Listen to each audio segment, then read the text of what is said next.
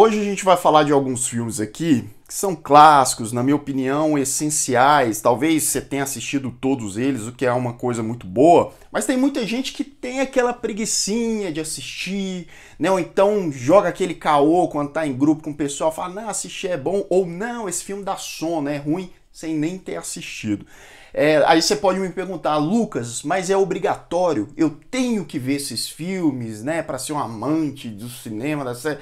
Tem, sim. Mentira, não tem não. Mas eu quero falar para vocês hoje sobre o porquê que esses filmes são tão essenciais e importantes e você pode sim ter uma ótima experiência com eles.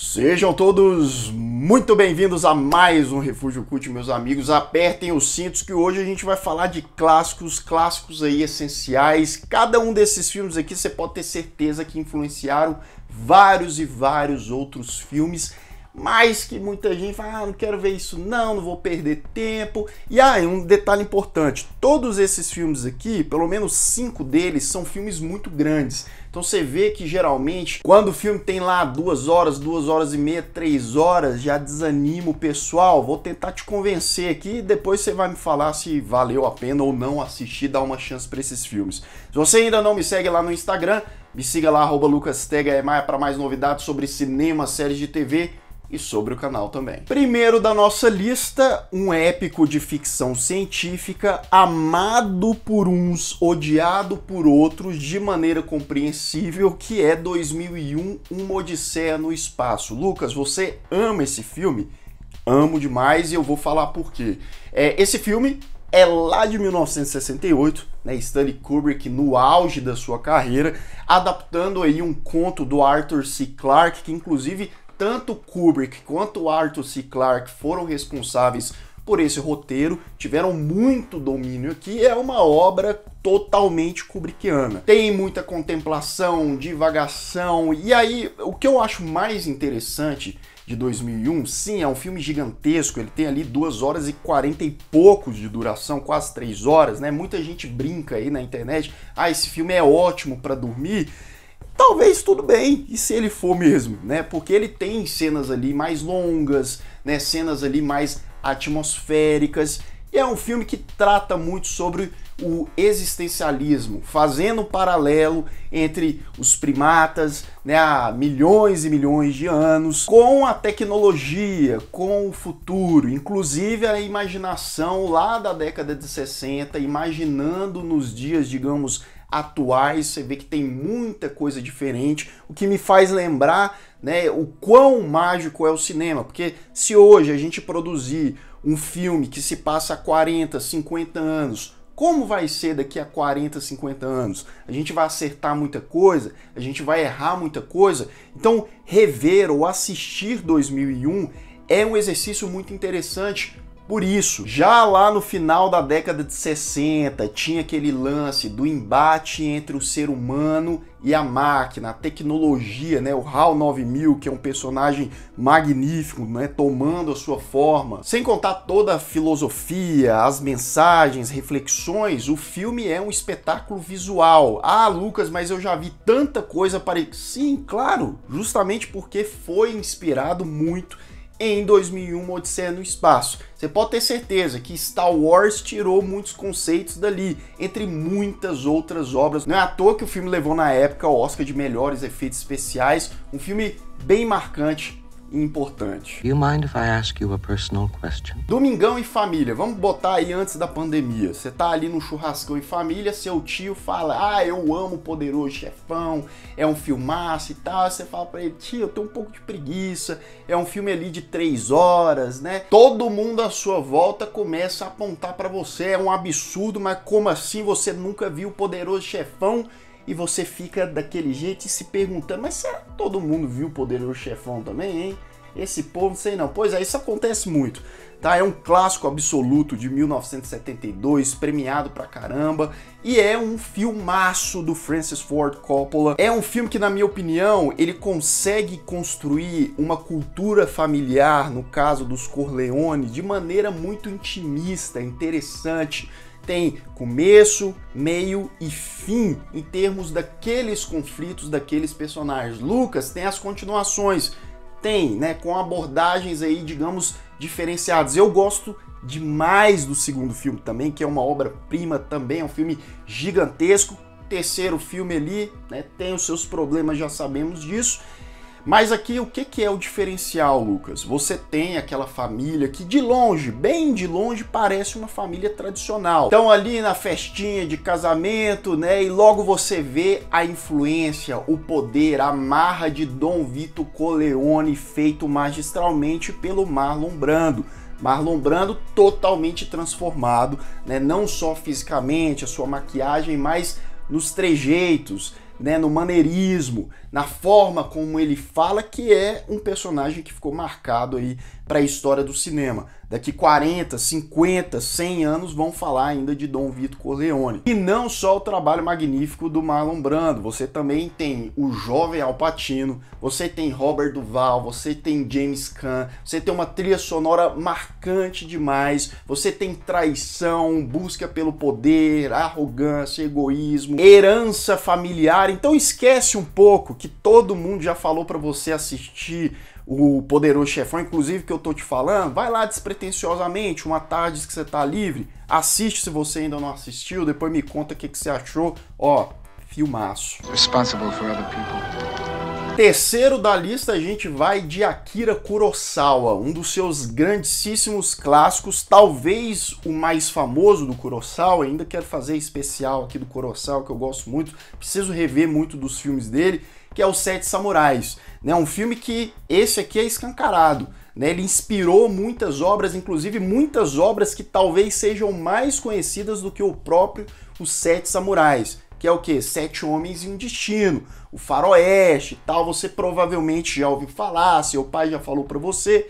Pois é, Os Sete Homens e um Destino só existe por causa de Os Sete Samurais. A estrutura narrativa ali é a mesma, você tem um grupo de samurais que é invocado, digamos assim, por uma pequena vila, porque eles precisam de proteção contra um grande grupo de bandidos, né? E aí esses caras vão ali ensinar, e tem a relação entre eles, né? Em relação à galera que não sabe de nada, né? Não sabe segurar numa espada direito, então esses caras vão lá para ajudar a proteger a vila. Lucas, eu já conheço essa história, tô enjoado, já vi o Faroeste, ou já vi coisa parecida, tá, mas esse filme é brilhante, a fotografia é belíssima, né? As cenas de ação são à frente do seu tempo, são ousadas, não se via muita coisa daquele tipo na década de 50. As interpretações igualmente excelentes, né? O Toshiro Mifune, que é o ator mais conhecido do filme, digamos que ele é, entre aspas, várias aspas, né? O Marlon Brando aí, japonês. O personagem dele aqui tem várias camadas, é complexo e é um filme muito grande também.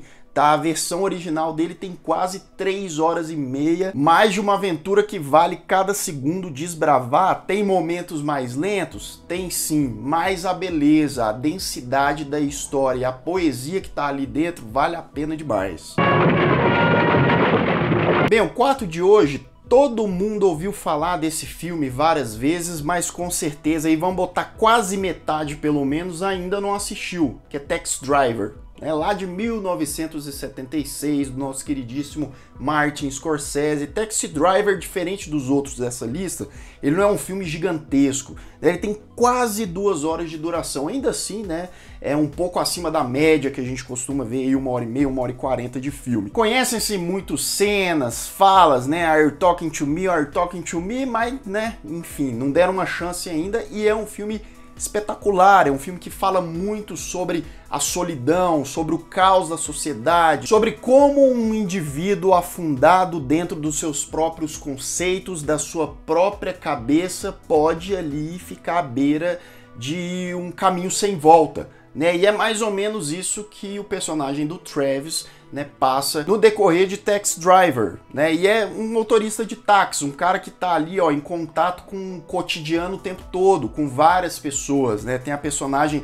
da Jodie Foster, que tava novinha, Robert De Niro surtado, novão, já dando tudo de si, né, a gente já vê desde Taxi Driver todo o potencial desse cara, e o que eu vou falar aqui é meio que chover no molhado, tudo bem, mas filmes como o recente Coringa, né, tem muita, mas muita influência de Taxi Driver. Não só Coringa, né, muita coisa aí veio depois, até filmes que usam referências diretas a Taxi Driver, e que mesmo sendo um filme de mais de 40 anos, ainda conversa muito com a atualidade, com os absurdos que rolam, com a violência, e mesmo sendo um filme de lá, ó, mais de 40 anos, ainda assim conversa muito com a atualidade, né, com a violência, com o caos, com a sociedade como um todo, e que mesmo ali de maneira simples constrói uma narrativa totalmente densa, psicológica e que vale a pena demais você assistir. Penúltimo de hoje, outro filmaço do Coppola, que é Apocalipse Now. Depois ali de O Poderoso Chefão, o cara veio com essa ideia maluca lá em 79, na verdade bem antes, né, de 79, porque esse aqui é considerado um dos filmes mais complicados e caóticos de ser realizado, não é à toa que tem até um documentário sobre isso. Tinha tudo para dar muito errado, tinha tudo para ser um filme bem picotado. A versão original mais conhecida, ela tem ali cerca de 2 horas e meia de duração, mas existem versões muito maiores. Aí pode botar mais de 3 horas para lá, quase 4 horas. Esse filme aqui, para mim, ele é um resumo, primeiro, da insanidade da guerra, mas como ele é colocado ali no meio da mata, da floresta, é a insanidade do homem dentro da natureza, dentro do natural, dentro que tá ali inocente, quietinho.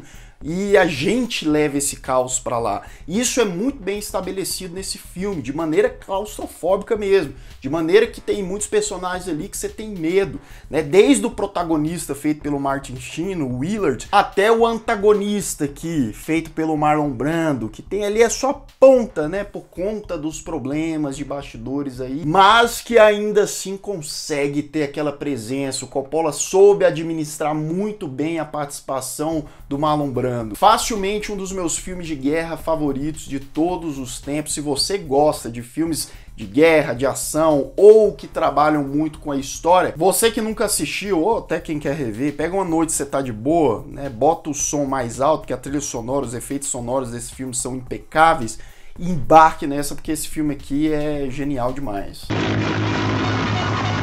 O último de hoje, eu falei aqui já que esse é um dos meus filmes favoritos também, que é o Magnolia, de 1999, filmaço do Paul Thomas Anderson, sim, um filme com mais de 3 horas de duração. Lucas, eu não tenho esse tempo todo. Divide em 2 aí, se você é esse tipo de pessoa que gosta de ver filme parcelado, pelo menos eu acho que você vai captar a mensagem, você vai conseguir se envolver, porque eu acho que é um dos dramas mais efetivos da história, né?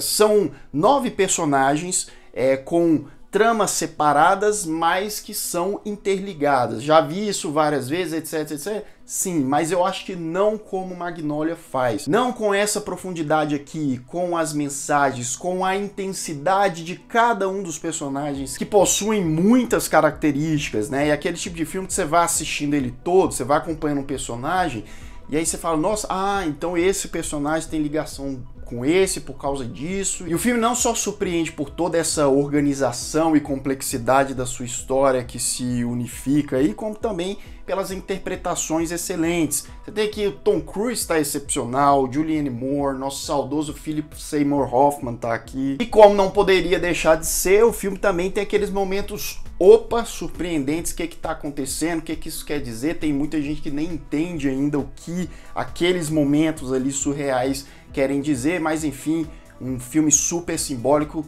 que eu acho que você também deveria assistir. Bem, então é isso, meus amigos, 6 filmes que muita gente tem aquela preguicinha ou não quer assistir, mas quem sabe depois desse vídeo não te deu uma vontade maior, não te deu uma chance. Pega aí pelo menos 1 ou 2 dessa lista, se você tá aí sem fazer nada, depois me conta aqui nos comentários o que você achou, me fala agora o que você acha desses filmes, caso você já tenha assistido. Espero que vocês tenham gostado do vídeo de hoje. Se você ainda não é inscrito aqui no canal, se inscreva aqui embaixo, clique no sininho para receber todas as notificações e deixe o seu like, que ajuda muito o Refúgio Cult. Um grande abraço e até mais.